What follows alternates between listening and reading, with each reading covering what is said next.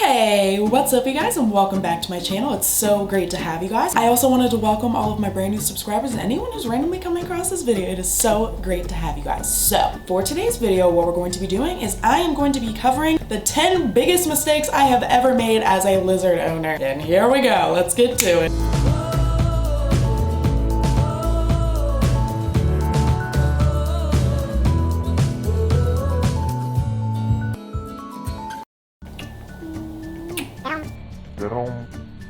So these are pretty common mistakes for new owners. This is back when I had first started. But the very first mistake I would say was just flat out not doing enough research. I did not sit there and take the time to research enough to know what was wrong and what was not wrong. That's why I always stress, do your research and then some. Talk to experts, talk to people that have done this before, talk to people that are experienced owners. I didn't really do any of that. I talked to the one owner that I got Belly and Opie from, which were my first two bearded dragons that I owned personally. We had some that lived in the family when I was living with my parents and everything like that, but these were the first ones that I owned and took care of. So I didn't know a lot. I just knew what she told me, and besides that, I didn't really look for any other information, which is so bad. You need to look for other information. You need other sources. Talking to exotic vets or other people that are experienced owners as well also helps. The second one was feeding mealworms. Now, there's a huge controversy and debate around mealworms. A lot of people are like, I don't see the problem, it's fine. So with mealworms, the issue is that these are hard to digest, and it's not great to feed juvenile dragons at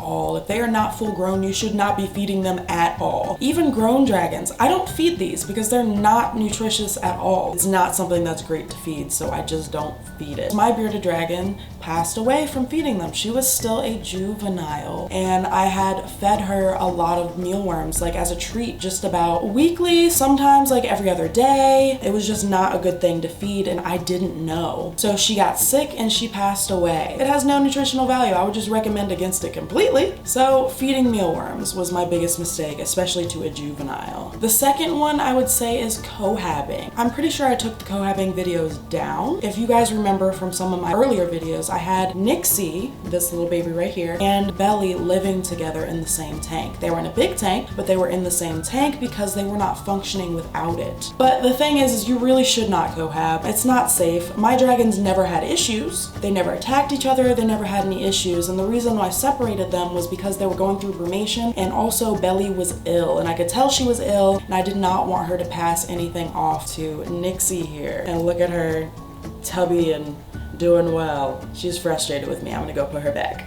So cohabbing should not be done regardless of if you have a big tank, regardless of if they haven't fought before, or if you got them living together. It doesn't matter. They are solitary creatures and they shouldn't be living together. They really do need a bigger enclosure, and it's better for them. It gives them more space, and it honestly is the best care you can give them. That is one of the mistakes that I still count. Even though I didn't have any issues, no problems occurred, but you still shouldn't cohab. The third mistake that I made was cooking squash. I have a video, and I think it's the how to make a slurry video, where I'm like, remember, you have to cook it. You have to cook the squash, because that's something that I read and was told. But the more that I thought about it, there was no need, because I was told they couldn't digest it, but that just doesn't make any sense now, does it? They can digest it just fine. The only thing is you need to chop it up into chunks or shred it. So having that raw squash is actually really good for them. Raw butternut squash is one of the best things they can actually be fed, because it acts as a natural toothbrush, and it's also really nutritious for them. And this is something you can feed daily. The next one would have to be feeding too many bugs. I fed way too many bugs to my dragon Belly when I had her, just because she would keep eating and eating and eating. And while I had her, I did adjust it, just feeding her a set amount, because some dragons really don't know when to stop. They will just keep eating with as much as you give them. And Belly was a bit overweight, but like she also was kind of naturally girthy as well, because she was built for laying eggs. Like a dragon that is built with those proportions is generally going to be one that does have infertile eggs and lays them, and is just great for breeding. I never wanted to breed her, nor do I ever plan to breed any of my animals. But just be mindful that there is too much when it comes to feeding bugs. You should only give them as much as they can eat within a 15-minute span, or 10-20 bugs in that day. For roaches, because like roaches are usually bigger,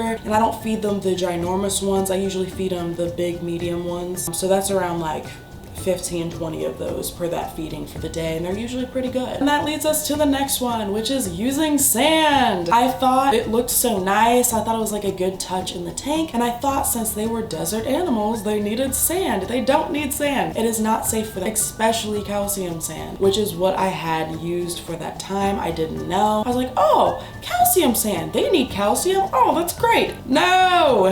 No! This is how they get you. When they digest it, and if they digest it, it just sits there in their stomach and clumps up and hardens. It causes impaction, and it's very hard to get it out. You're going to need surgery or something else, so it is not worth it. And there are going to be people that debate and say, well, if you don't feed on the sand, it's not an issue. How about you just take the issue out altogether, and so that way you don't have any risks? So that leads us to the next one, which is not using the correct UVB, which is one of the biggest mistakes new owners make. Now, the UVB that I was given was a tube light, but it didn't reach the full length of the tank, and I was not told to change it out every 6 months. So I had kept it for like a year and some change before I realized, hey, I need to be changing out my UVB. So like, no wonder. And when I changed out the UVB and got a correct UVB bulb, they became more active. Simply because if your dragon is super lazy all the time, it either means it's brumation time or it means that you do not have the correct lighting. A lot of people say dragons are naturally lazy. They're really not. They are actually pretty active if you have the correct lighting. So coil UVB bulbs are an absolute no. I know some people will tell you that, oh, if you have a baby dragon and if you have like a 20-gallon tank, a coil bulb is great. No, it's still not great. A coil bulb does not reach very far down, so it does not suffice. Coil bulbs are never a good thing to have in any of your tanks. It's the tube lights that do well, and they have different lengths for a reason because there's different tank sizes. It acts as their natural lighting. So does the UVB only touch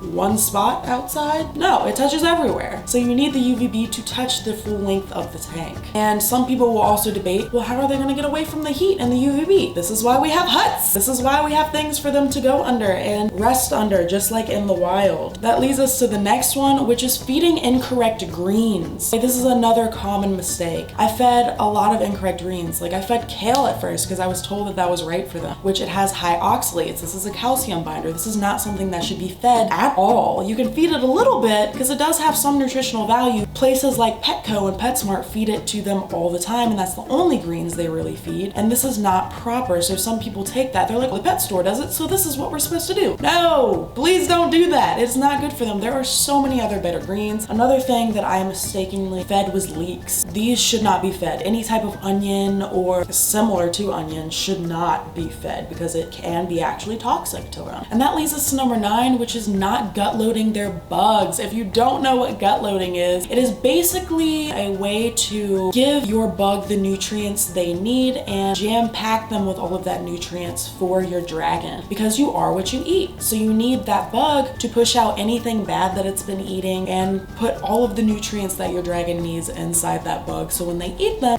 all of that nutrients is transferred to them. So it is very, very important to gut load your bugs. And if you are gut loading, when you get bugs from the store, for example, gut load them 24 hours before you feed them to your dragon. If they've eaten some gut load before you feed them to the dragon, that's okay, but you need that to be in the bug system for at least 24 hours before you feed. So that way it's actually gone through the system and they've gotten the nutrients. And that leads us to our last one. Yes, our last one. We're almost done, okay? Which is not weighing them monthly. You should be weighing your dragons or any of your pets monthly, simply because this is the quickest indicator to tell if something is wrong. Also, it's a great indicator to tell if your dragon, if they are female, is carrying eggs. So definitely weigh them monthly. Keep track of it as well, because if the weight drops tremendously, you're gonna be like, wow, okay, something's wrong here, and you might want to go get a vet checkup, because these guys are notorious for hiding anything that's wrong until it is too late. So you don't want it to be too late, and you want to be able to catch it and know the signs. Drastic weight loss is a huge sign of that. That's definitely one of my pro tips, and something that I've learned from doing this for a very long time now. And those are the 10 biggest mistakes I have made as an owner. Hey, little Shetty bub.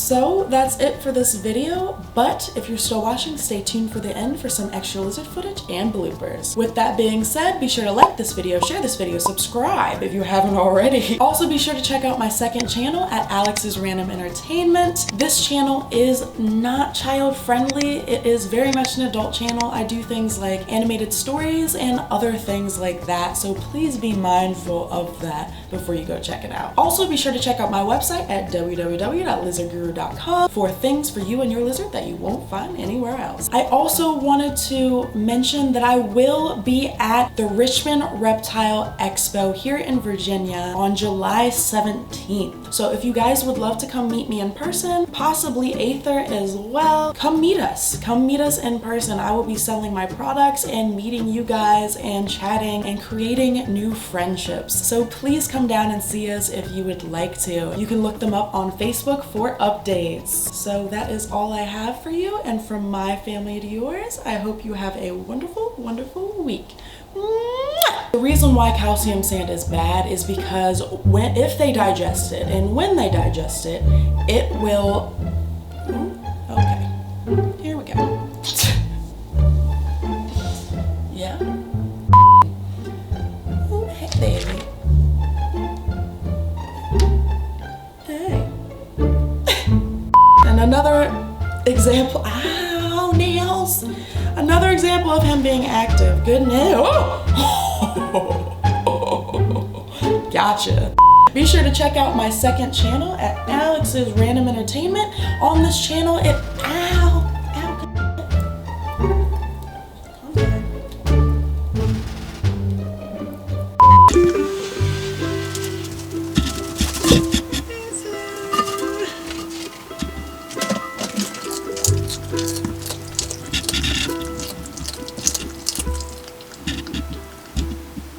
I used to have two stomachs, one for dinner, one dessert.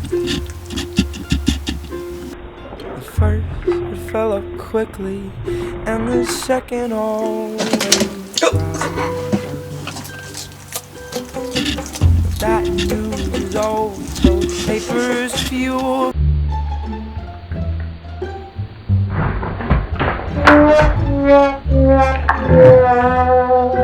Charcoal fire. So I eat too.